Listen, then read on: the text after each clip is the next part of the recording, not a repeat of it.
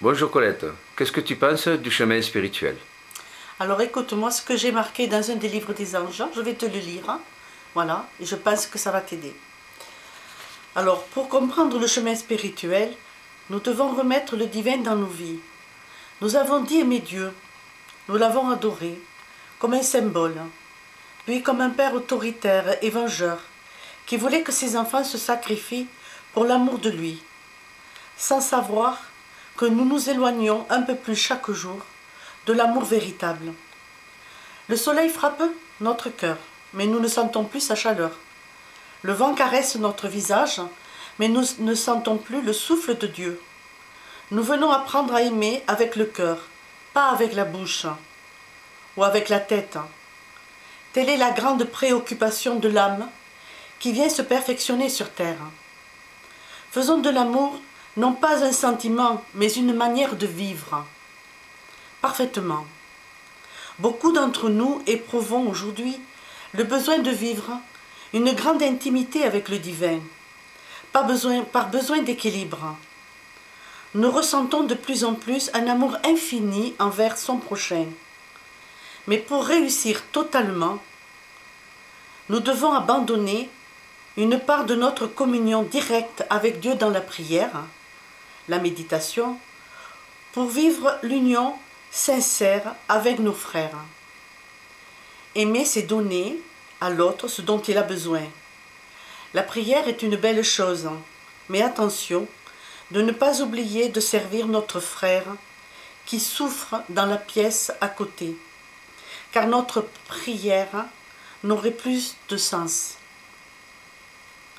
Les hommes d'aujourd'hui ont besoin de nos regards dans la foi véritable pour les aider à diriger leur regard vers elle et qu'ils la voient enfin.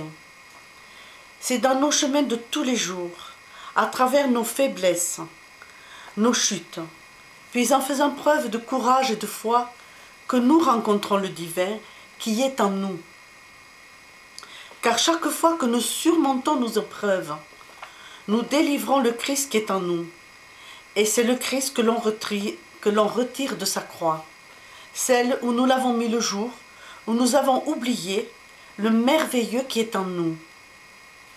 La foi, c'est de croire à un monde d'amour infini. Mais si nous n'aimons pas nos frères, si nous ne respectons pas la création, nous ne sommes pas de ce monde. La nature est l'accomplissement du plan divin. Si nous ne la respectons pas, nous refusons ce plan et nous souffrons, car nous sommes comme la tige sans fleurs. Comment croire à l'amour invisible si nous refusons d'aimer le visible? L'amour divin ne se vit pas dans la crainte ou pour recevoir des bienfaits, des paradis illusoires, mais bien pour l'amour de bien faire. Je veux être un Christ en devenir, que nos actes sur terre ne soient que pour le ciel. Ne perfectionnons pas les désirs matériels, mais poursuivons les désirs du ciel. Ne nous accrochons à rien de ce qui nous retient à la terre. Travaillons à notre libération de la chair, car au ciel, nous n'emmenons rien des richesses de ce monde, mais tout l'or de notre cœur pour le ciel. Nous devons tout faire pour être heureux, car c'est le dessein du grand amour pour chacun d'entre nous.